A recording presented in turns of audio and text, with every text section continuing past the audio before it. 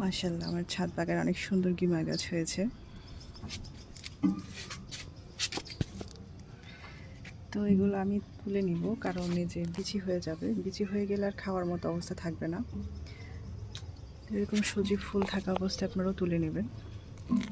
আর একটা গাছ আমি রেখে দিব, কারণ ওটা থেকে আবার নতুন করে হবে। এটা শরীরের জন্য খুবই উপকার। আলু দিয়ে ভাজি করে খাবো।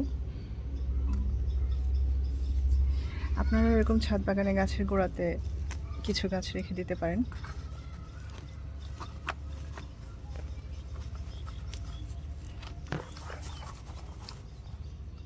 আলহামদুলিল্লাহ।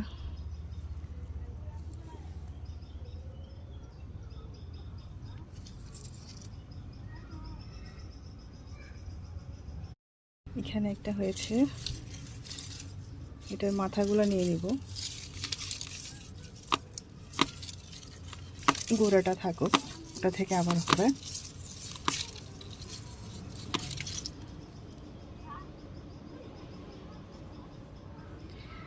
এখানে আমি একটা গাছ রেখে যাব।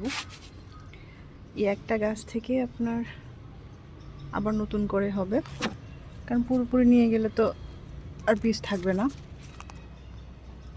তো এটা নিয়ে নিলাম, আর এটা রেখে দিব, আর এই চারাটা রেখে দিব।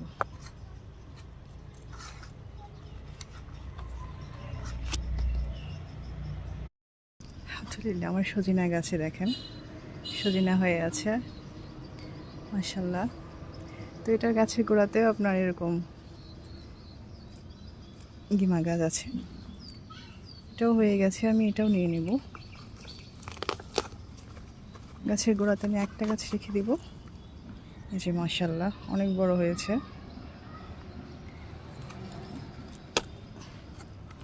একটা চারা থাকলেই বাকিগুলো থেকে আবার নতুন করে হবে।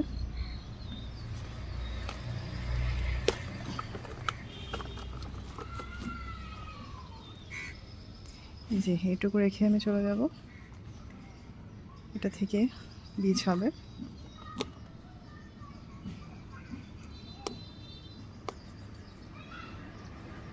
এটা বড় হবে, এটা থেকে আবার বীজ হবে।